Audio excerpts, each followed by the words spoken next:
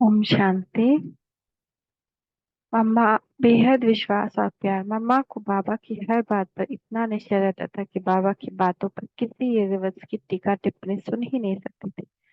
बाबा के महावाक्यों पर बेहद विश्वास और बेहद प्यार और विश्वास था। एक बार मैंने मम्मा से कहा, मम्मा देखो बाबा ने आज इस पॉइंट को बदल दिया। पहले कहता था मैं ज्योतिर्लिंगम हूँ, अभी कहता है मैं ज्योतिर्बिंदु हूँ। ये क्या है?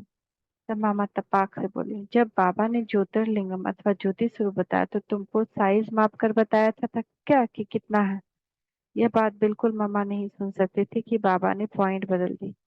हमें कहा करते थे उस समय तुम छोटे थे, बिंदु क्या है नहीं समझ सकते थे। कुछ तो समझ में आया, इसलिए बाबा ने अपना रूप ज्योतिर्लिंगम अथवा ज्योति स्वरूप बताते थे। आज बाबा ने तुमको अपना ओरिजिनल स्वरूप ज्योतिर्बिंदु बता दिया। बाबा का असली रूप ज्योतिर्बिंदु है, गुणों का वही सिंधु। कराची की बात है, मैं दादा विश्व किशोर और दादा विश्व रतन आदि मिलकर चित्र बनाते थे। एक दिन से ज्यादा दो चार चित्र बना सकते थे। एक दिन माँ बाबा ने कहा, मम्मा प्रिंसेस एलिजाबेथ का बर्थडे है, मैं चाहता हूँ कि उस दिन उसकी फैमिली के 108 लोगों को ये चित्र भेजे जाए। ये हो सकता है? मामा ने कहा, जी बाबा। हमारे पास आकर मामा ने कहा, देखो मैंने तो बाबा को हाँ कर दिया, 15 दिन में 108 चित्र बनाने हैं। तब हमने कहा, मम्मा एक दिन में मुश्किल से 2-3 चित्र बनते ही हैं।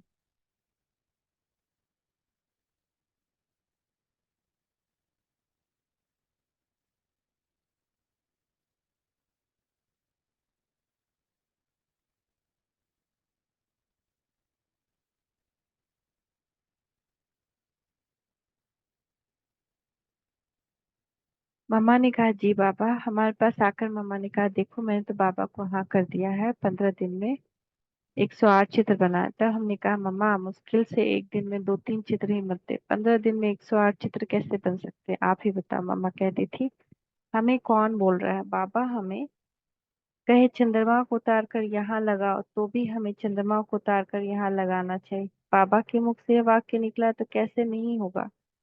सच में मम्मा एकदम शक्ति स्वरूपा बनकर पूरे विश्वास से बोलती थी। सचमुच वह काम 2 दिन पहले ही पूरा हो जाता था, इतनी शक्ति और दृढ़ विश्वास थी मम्मा में। मम्मा गुणों और शक्तियों का भंडार थी, उनका वर्णन करना किसी से भी साध्य नहीं। मम्मा का शुरू से ही अव्यक्त और फरिश्ता रूप था। हमारा पुरुषार्थ का प्रोग्राम प्रमाण होता था, परंतु मम्मा का पुरुषार्थ नेचुरल और सहज रीति का था, इसलिए मैं सहज रूप से संपूर्णता को प्राप्त किया। मैंने अनुभव किया कि मम्मा के अव्यक्त होने के बाद उनकी पूजा अर्थात जगदम्बा की, दुर्गा की पूजा बहुत ज्यादा बढ़ी है। अव्यक्त रूप में मम्मा दुर्गा का पार्ट बजा रही हैं, इसके कारण दुर्गा की पूजा अर्चना बहुत बहुत हो रही है। कलकत्ते में तो देखने वाला दृश्य होता है कि दुर्गा पूजा क्या होती है। हमें तो महसूस होता है कि मम्मा साकार में थी तब ज्ञान के आने से बन ज्ञान की गंगा बहाई, और अव्यक्त होने के बाद दुर्गा का पूरा पूरा पाठ था।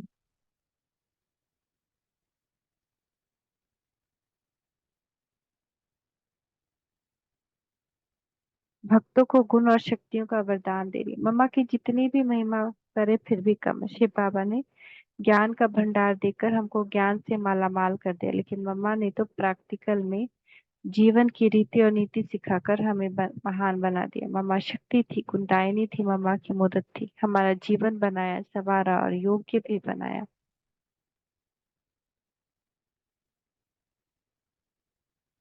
मातेश्वरी विश्व में एक अनोखा व्यक्तित्व। ब्रह्मा कुमार भ्राता जगदीश चंद्र जी मम्मा के संबंध में अपना अनुभव सुनाते हुए कहते हैं, मम्मा का जो प्यार था, मम्मा का जो दुलार था, जो व्यक्तित्व था, वो इतना प्रभावशाली था कि बाबा द्वारा दी जा रही शिक्षाओं का मूर्त रूप था। योग के लिए गाया हुआ है कि उसका व्यक्तित्व परांत सुखाय होता है, उसके मन में सबके प्रति सद्भावना रहती, सबके प्रति प्रेम रहता है, और किसी का बुरा नहीं सोचता, तो सबका भला सोचता है। बाबा के जीवन में भी हमने इन बातों का प्रैक्टिकल देखा, सिर्फ कहने मात्र नहीं। जो निंदा करते थे, बाबा ने उनको भी मित्र की तरह ही चलाया। बाबा कहते थे, ये भी मेरे बच्चे हैं ना, इनको ज्ञान नहीं, इनका कसूर नहीं। राम सा इनका यही पाठ है, क्योंकि अब इन्होंने अभी तक समझा नहीं है। जब तक समझ आएगा तो ऐसा नहीं करेंगे। तो इसलिए इसकी बात को बुरा मानने की जरूरत नहीं। ऐसे ही हमने मम्मा में भी यही विशेषता देखी। उनके जीवन में भी एक चुंबकीय शक्ति थी, इस कारण वह से थी कि उन्होंने सबको शिशुवत समझा, उनकी प्रत्यक्ष अनुभूति की। विवाह उनका ऐसा था कि मानो साक्षात जगदम्बा थी, चाहे उनकी आयु कुछ भी हो।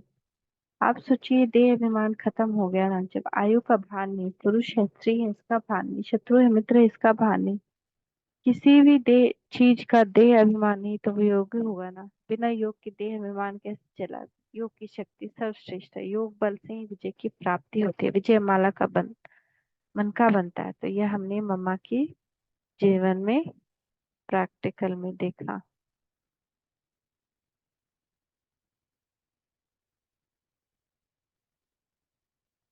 भेदभाव भाव रहित बेहद का प्रेम। दिल्ली में एक व्यक्ति, ओ ये वाला तो कल पढ़े थे।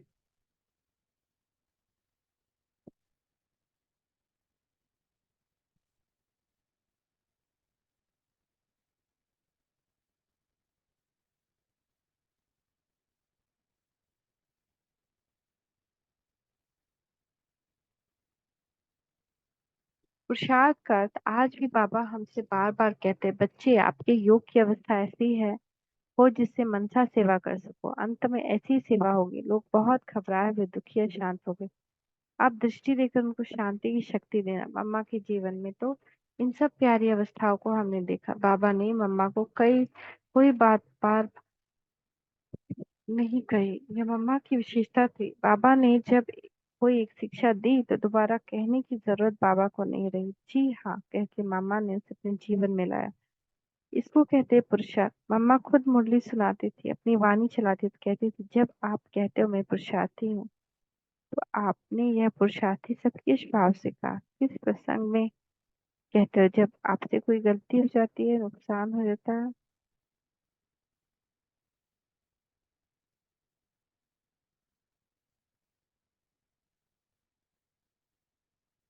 तो दूसरे को कहते हो भाई अभी मैं पुरुषार्थी हूँ ना। गोया आप पुरुषार्थी सबका भाव यह लेते हो कि पुरुषार्थी माना जिसमें कमियां हो, कमजोरी हो, गलती और भूल करता हो। यह पुरुषार्थी का मतलब नहीं। पुरुषार्थी बच्चे अर्थ में उसको कहा जाता है जिसमें एक विचार।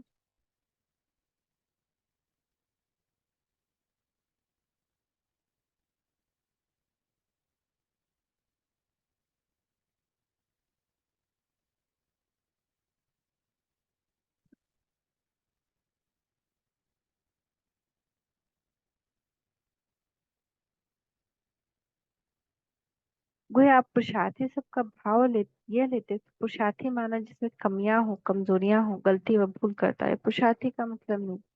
पुरुषार्थी सच्चे अर्थ में उसको कहा जाता है जिसको एक बार कोई बात समझाने के बाद फिर दोबारा समझाने की जरूरत न रहे। यह है सच्चा पुरुषार्थ। ऐसा पुरुषार्थ करना, यह हमने प्रैक्टिकल उनके जीवन में देखा। बाबा ने जो शिक्षा दी उसे उन्होंने उसी तरह पालन किया और आचरण में लाया।